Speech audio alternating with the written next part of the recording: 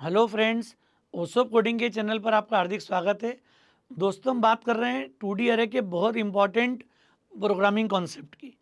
आपको याद होगा मैट्रिक्स मल्टीप्लिकेशन को लेकर बहुत हाइप क्रिएट होता है कि शायद बहुत डिफ़िकल्ट प्रोग्राम है, एल्गोरिथम है, या उसको सिंपली याद कर लो, कोड कैसे लिखेंगे, समझेंगे कैसे।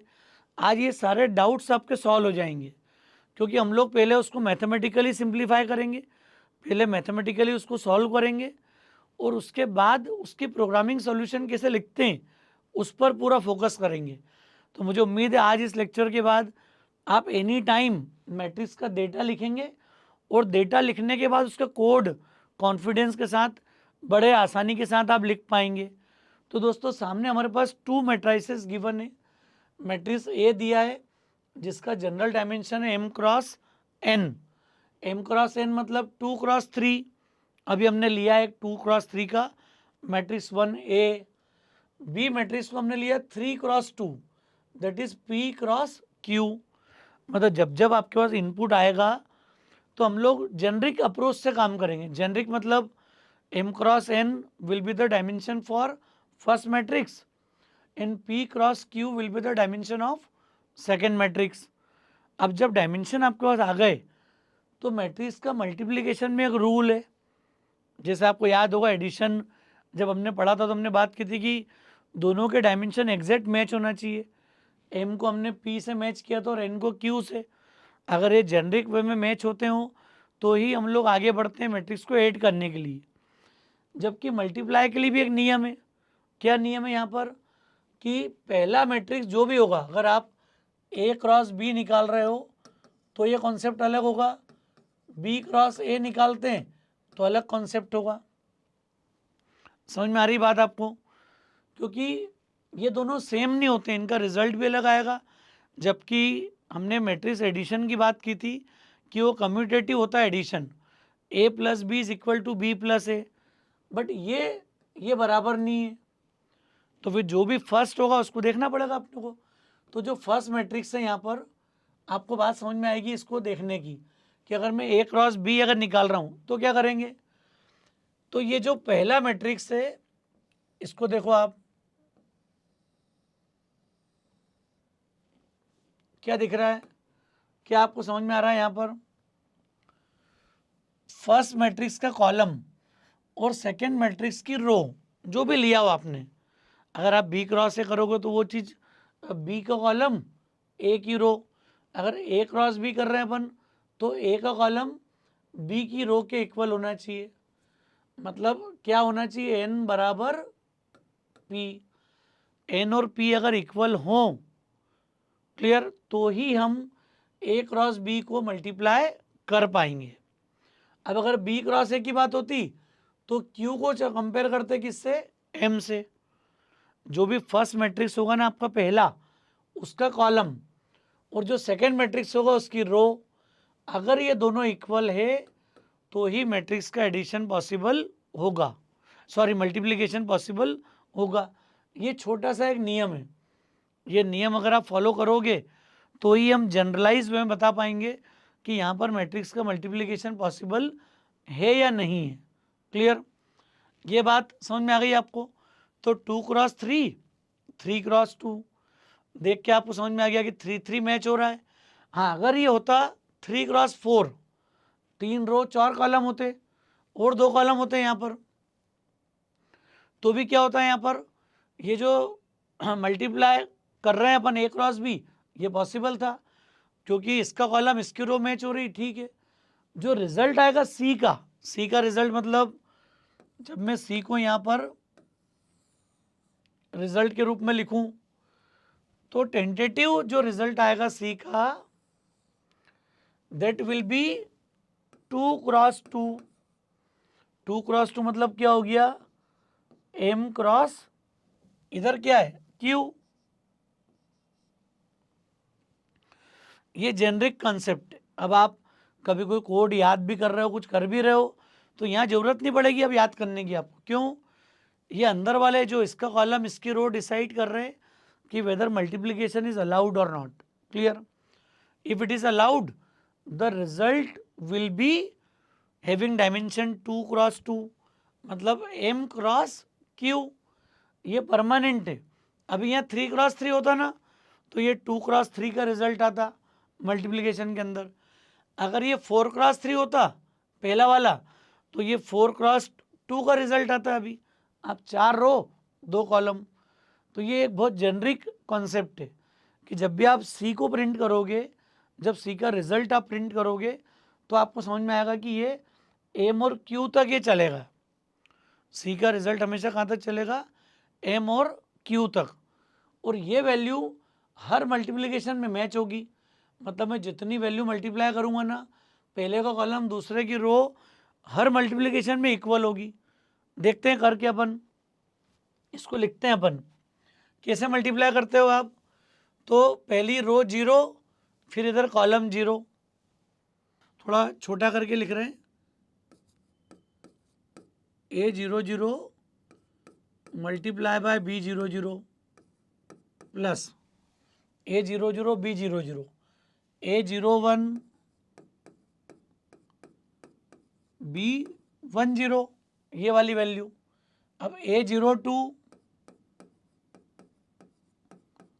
B20, ये फर्स्ट जो है ये पूरी रो, ये पूरा कॉलम, हर एलिमेंट को मल्टीप्लाई करो प्लस करते जाओ। ये मैथमेटिकली आपने किया है, आपको मैथ्स में तो करते आते ही है। तो कभी प्रोग्रामिंग में नया कुछ नहीं होता है। जो आप मैथमेटिक्स में कर रहे हो ना उसको करो, फिर हम लॉजिक बनाने की प्रैक्टिस करेंगे यहाँ पर। अब इसको वैल्यू में लिखे अपन यहाँ पर दोस्तों, क्या होगा? कह रहा है 2 क्रॉस 4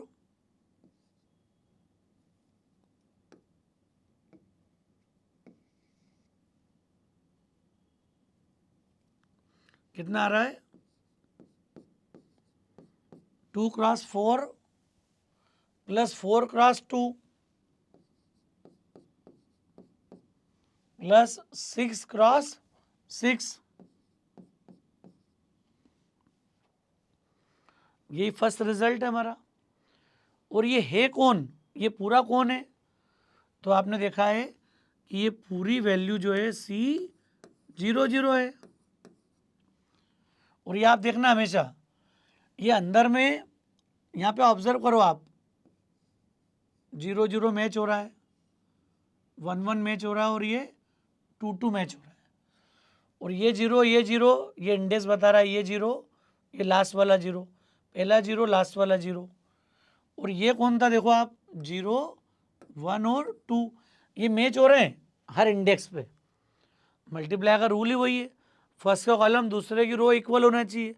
इक्वल होगी तो मैचिंग इंडेक्स पे काम हो रहा है, 0 1 2 0 1 2, ये सबसे लास्ट वाली स्टेज आ रही है। और ये पूरी वैल्यू क्या हो गई? C00। अब आ जाओ आप नेक्स्ट पे। क्लियर? क्या करेंगे यहाँ पर अपन? नेक्स्ट इंडेक्स क्या होगी आपका? सेम रो सेकेंड कॉलम, तो A00 multiply by B01 plus A01 multiply B11 plus A02 multiply by B21।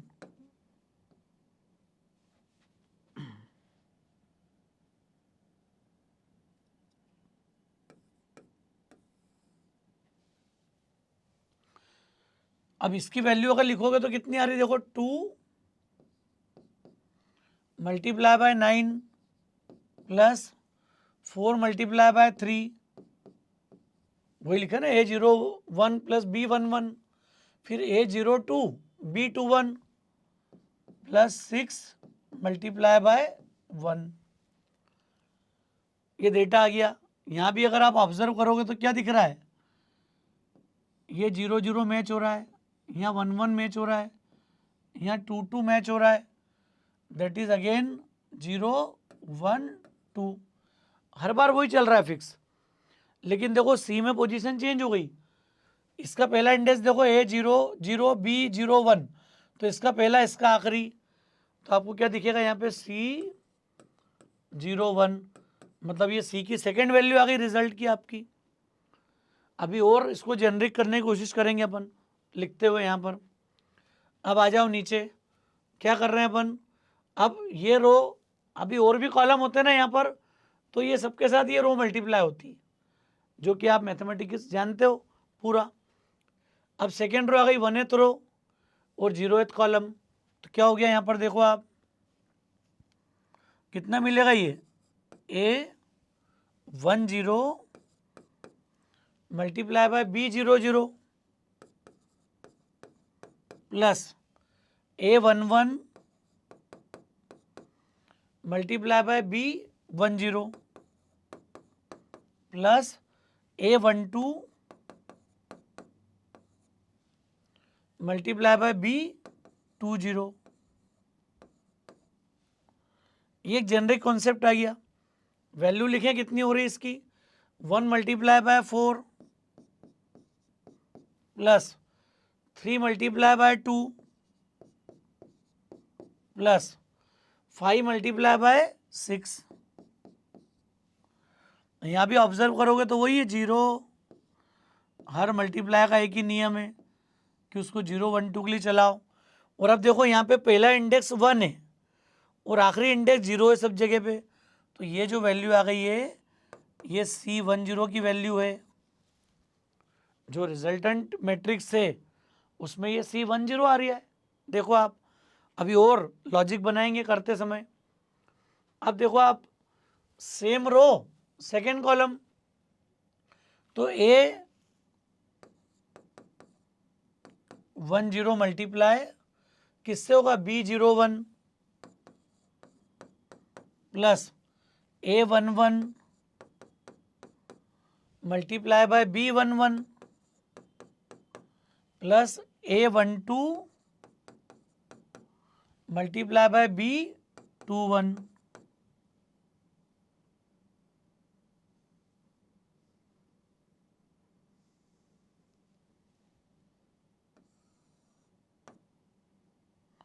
क्या था लास्ट हमारा यहाँ पर, A11 और B11,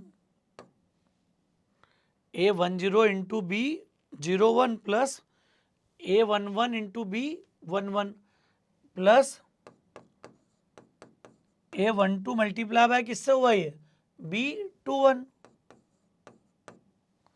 इसकी वैल्यू लिख लें सबकी, तो कितनी आ रही, 1 cross 9 plus 3 cross 3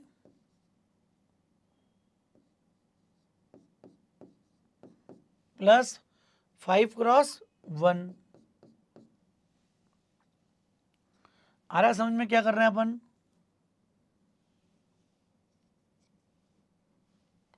3 cross 3।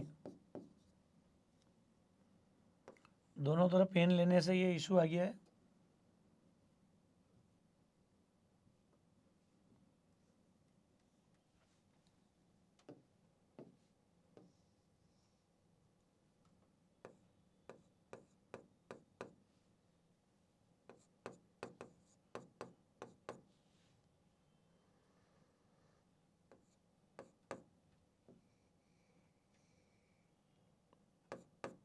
Three plus रिडबिलिटी बढ़ाने में हुआ ये, और 5 क्रॉस 1। अब ये पूरा जो रिजल्ट है इसको देखो आप, 0 1 2 वैसे ही चल रहा है, हर जगह ये कॉन्सेप्ट मिला आपको, 0 1 2 0 1 2 मैच हो रहा तो मल्टीप्लाई कर पाए। अब इसका पहला और आखिरी का इंडेक्स देखो आप, तो ये आ गया C11। ये इनऑल जो हमने मल्टीप्लाई किया अभी, ये पूरा वही कॉन्सेप्ट है, सारे रिजल्ट आ गए। क्लियर, कितना आ रहा है वो लिख लो, ये 8 + 8 16 और 36 कितना आ गया C00 पे, ये 36 तो 16 52, ये आ गया 18 और 12 30 और 6, फिर 4 6 10 और 30, C10 40 हो गया। और ये कितना आ गया, 9 + 9 18 और 5, तो ये आपके रिजल्ट आ गए। अब लॉजिक बनाने में क्या होगा देखो आप, अब ये सीधा सीधा एडिशन नहीं है, एडिशन में तो 2 लूप लगा लिए थे अपन ने, तो मैं वो कोड यहाँ लिख रहा हूँ जो हमको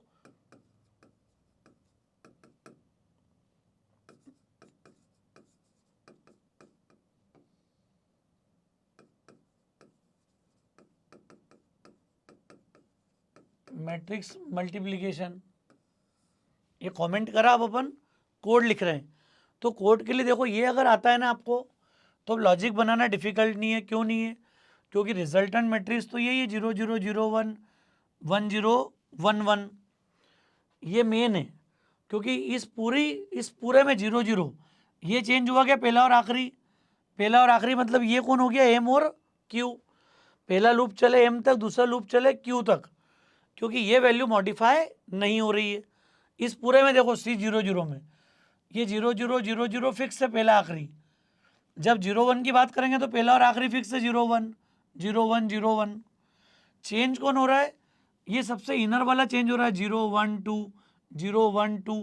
और ये 3 कौन है, या तो एन है या पी है, ये तीसरा वाला है जिसको हर बार आपको चेंज करना है।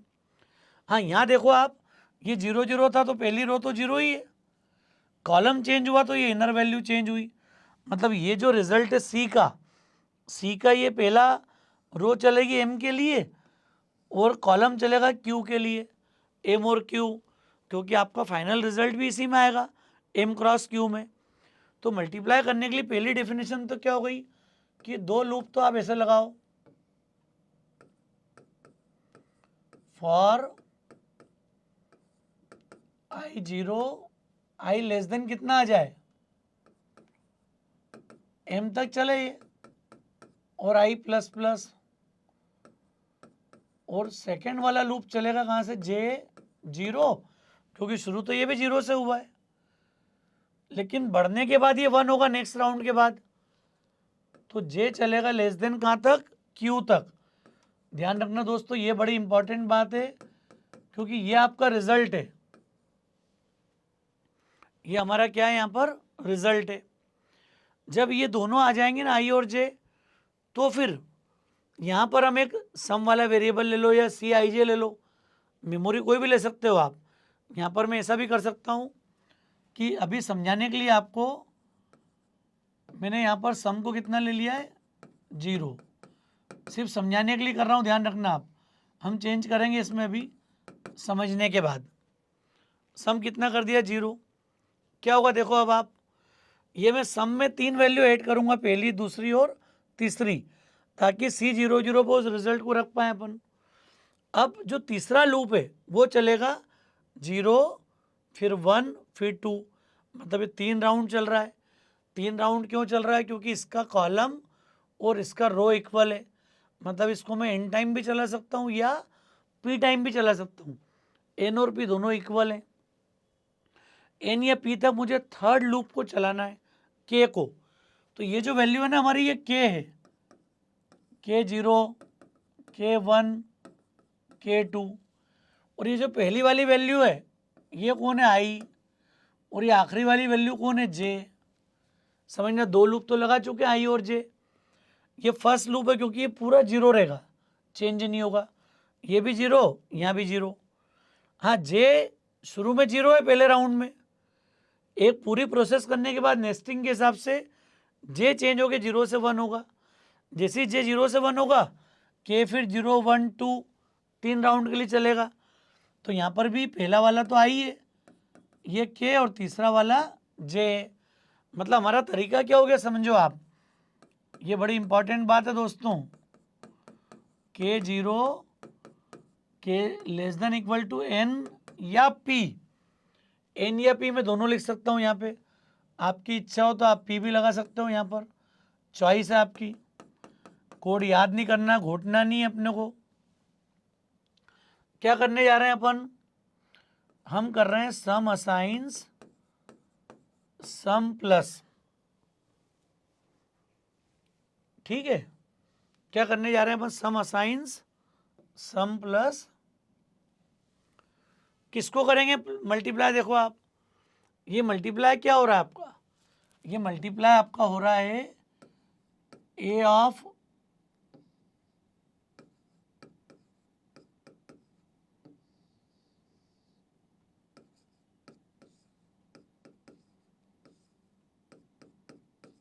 आई के, अरे फर्स्ट इंडेक्स हमारा आई और बीच वाला इंडेक्स के, ए of I K multiply bye B of के जे, क्योंकि इस पूरे में के कॉमन है। देखो आप,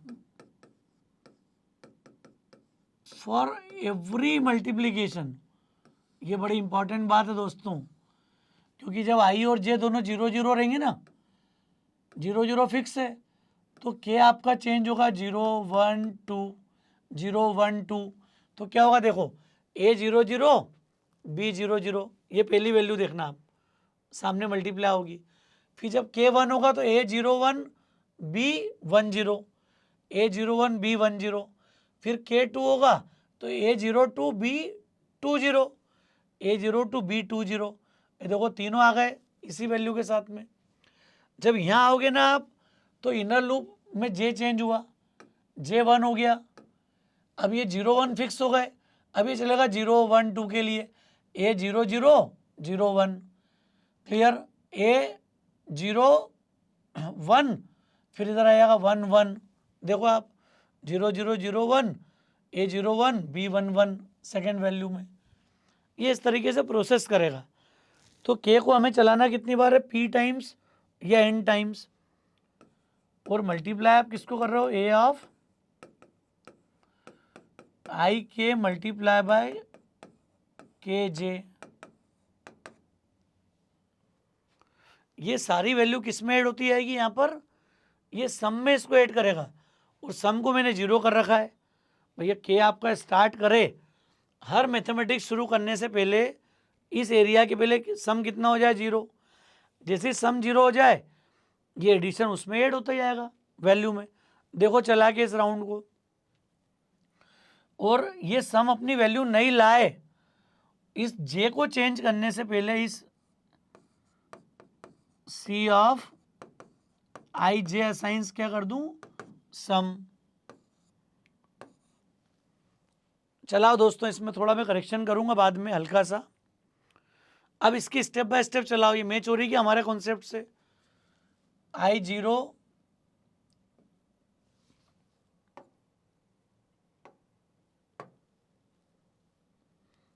आई जीरो एम कितना है 2, फिर जे जीरो क्यू भी 2, देखो एम और क्यू दोनों दो दो हैं, दिख रहा है यहाँ पर। अब यहाँ आ जाओ, सम जीरो, के जीरो से स्टार्ट हुआ और पी और एन दोनों कितने 3, तो ये लूप अब 3 बार चलेगा, ये दोनों दो दो बार चलेंगे।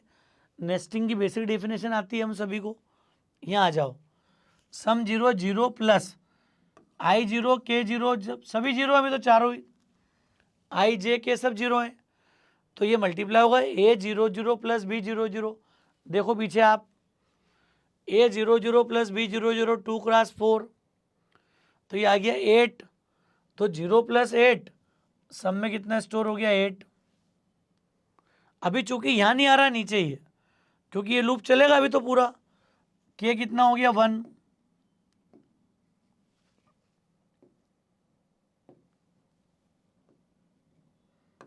के इज 1, 1 लेस देन 3 ट्रू। अब देखना आप, आई और जे में कोई चेंज नहीं है, आई और जे दोनों जीरो जीरो हैं, चेंज सिर्फ के में हो रहा है। के 0 से 1 हुआ, जैसे ही 1 हुआ यहाँ दोनों जगह 1 लिख लो। अब चलाओ, ए 0 1 मल्टीप्लाई बाय बी 1 0, देखो यहाँ पर ए 0 1 मल्टीप्लाई बाय बी 1 0, 4 क्रॉस 2 8, तो 8 पहले ही था, 8 प्लस 8, तो सम कितना आ गया 16।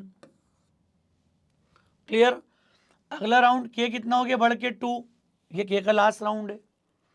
जैसे 2 हुआ यहाँ आ जाओ, चूंकि ये सिमिलर वैल्यू है, हर मल्टीप्लाई में इसका रोल है। देखो उधर आप, ए 0 2 मल्टीप्लाई बाय बी 2 0, ये देखो ए 0 2 multiply by 2 0, 6 cross 6 36 plus 16, 16 plus 36, तो ये आ गया 52। क्लियर, फर्स्ट वैल्यू आ गई है। अब के कितना हो गया 3, 3 लेस देन 3, फॉल्स। फॉल्स मतलब बाहर आ गए, यहाँ आ गया। C00 पे क्या आ जाए 52, तो ये 52 वैल्यू C00 पे स्टोर हो गई, क्योंकि इस समय तक I भी 0 है, J भी 0 है। अब आप कहाँ जाओगे, J होगा 1, 1 लेस देन 2 ट्रू, सम फिर से 0 हो गई, मतलब सम को 0 से इनिशियलाइज कर दिया। अब पुरानी सारी वैल्यू गई, ये सब हटा लिया अभी हमने वापस। अब के वापस क्या करेगा, के विल अगेन स्टार्ट फ्रॉम 0। अब क्या हो गया, इस पूरी प्रोसेस में आई तो 0 रहेगा, J 1 रहेगा। अब के रहेगा 0 पहली बार में, फिर 1, फिर 2, तो ये हो जाएंगे, ये हो जाएगा A00 B01। देखो आप यहाँ पर A00 B01, फिर A01 B11, A01 B11, A02 B21, A02 B21, ये सारा मल्टीप्लिकेशन आ गया, सम में स्टोर हो गया। क्लियर, 36 तीनों आ गया। देखो आप के की वैल्यू 3 बार चेंज होगी 0 1 2 के लिए, तो ये अंदर वाली वैल्यू में चेंज हुई। यहाँ पहले और इसके हर एलिमेंट को देखोगे ना आप, तो फर्स्ट इंडेक्स 0 और बी का लास्ट इंडेक्स 1 है पूरे के लिए, इसलिए यहाँ पे C01 आया रिजल्ट में। और जब I0 J1 होगा तो सम की 36 वैल्यू किस में स्टोर हो जाएगी, C01 के अंदर, तो ये स्टोर हो गया 36। क्लियर। अब आप देखो नेक्स्ट राउंड में क्या होगा, K3 हो के फॉल्स हुआ, बाहर आ गए, ये असाइनमेंट हो गया, सब आ गए। अब नेक्स्ट वापस क्या हो गया, J2 हुआ, तो ये भी फॉल्स, ये भी फॉल्स, तो अब आई चेंज हो गया, कितना हो गया 1, 1 लेस देन 2 ट्रू। जैसे आई चेंज होगा J वापस कितने से स्टार्ट होगा, 0 से, तो I1 J0, सम फिर 0 हो गई, K फिर 0 से 3 राउंड चलेगा। अब I1 है और J0 है, और ये चलेगा 0 0, फिर K1, फिर I से K2, तो देखो नीचे A10 into B00, A10 into B00 plus A11 into B10, A11 into B10, A12 into B20, A12 into B20, मतलब वही के ही रोटेट हो रहा है पूरा। अब आपको समझ में आ गया होगा इनऑल क्या कर रहे हैं, एक बार आई को भी चेंज कर लिया मैंने, ये तीनों का रिजल्ट मल्टीप्लाई होकर कितना आ गया 40। अब जब ये 40 स्टोर करेगा तो अब की बार जब ये आएगा तो क्या होगा, लूप से बाहर आएगा जब के, तो ये I1 और J0, C10 पे रख देगा 40, तो ये 40 यहाँ स्टोर हो गया।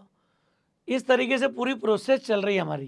क्लियर, आपको 2-3 राउंड मैंने चला के बता दिए हैं, एक एक लॉजिक कैसे इसका बन रहा है।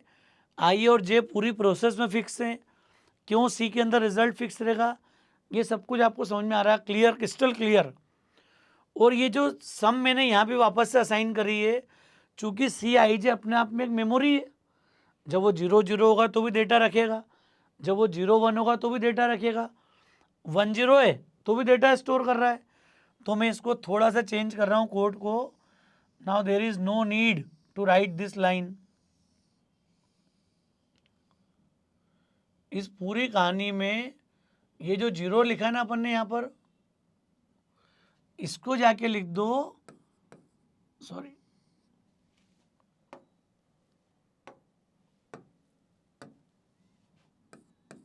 C of IJ assigns 0। दोस्तों सम हटा दिया मैंने, अब क्यों, क्योंकि सम से थोड़ी सी आपको क्लैरिटी होती कि हर स्टेप में किसी वेरिएबल में रिजल्ट एक्यूमुलेट हो रहा है, ऐड हो रहा है।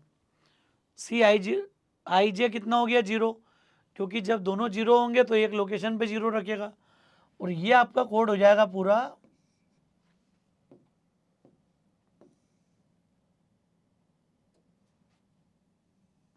थोड़ा फॉन्ट साइज क्या होगा, C of IJ plus equal to A of I K multiply bye B of के जे। ये मैंने वो शॉर्ट ऑपरेटर लगा लिया, plus equal to C of I J assign C of I J plus A of I K into B of के जे। तो ये line मैंने वो शॉर्ट ऑपरेटर से लिख दी है, composite assignment operator plus assignment. तो सी ऑफ आई जे राइट में भी आ रहा है, assign C of I J plus ये। चूंकि नेस्टिंग के बाद मेरे पास जगह कम है तो मैंने इसको इसी के साथ में शॉर्ट ऑपरेटर यूज करके लिख दिया है। अब ये क्लोजिंग हो गई इसकी, यहाँ पर ये लूप की क्लोजिंग। इस पूरे प्रोसेस को आप चलाओ कॉन्फिडेंस के साथ, एक दो बार इसको फुर्सत में डेटा एंट्री करो, जैसा एक्चुअल मैथमेटिक्स में होता है, मल्टीप्लिकेशन में होता है, वो काम अपन यहाँ कर सकते हैं। ये प्रॉपर्टी जो है कम्यूटेटिव नहीं है, हमेशा ज़रूरी नहीं है कि ए क्रॉस बी क्रॉस ए के इक्वल हो, क्योंकि ये अगर 2 क्रॉस 4 होता और ये 4 क्रॉस 7 होता या 4 क्रॉस 2 होता तो गारंटी नहीं है कि वो एग्जैक्ट, मतलब मल्टीप्लाई भी अगर अलाउ होगा तो भी रिजल्ट सेम नहीं आएगा।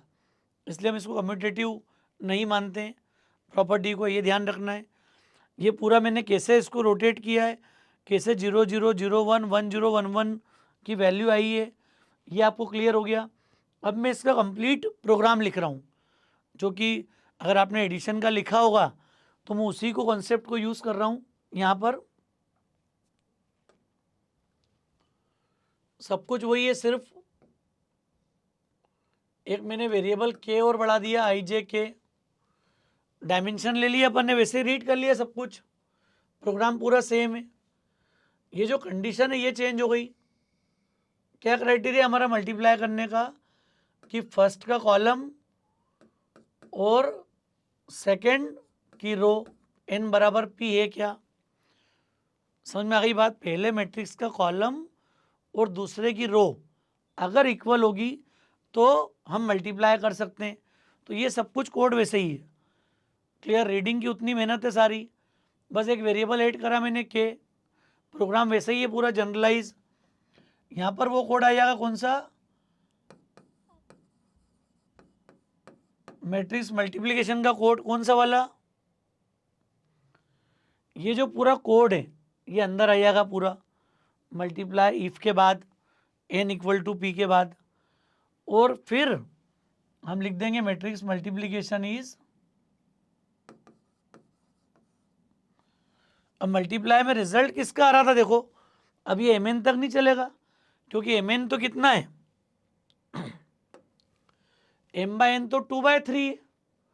तो क्या 2/3 का रिजल्ट आएगा क्या, वहाँ पर रिजल्ट आएगा m क्रॉस q।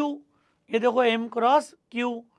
तो जब हम प्रिंट करने जाएंगे तो इसको कैसा प्रिंट करेंगे, i को m तक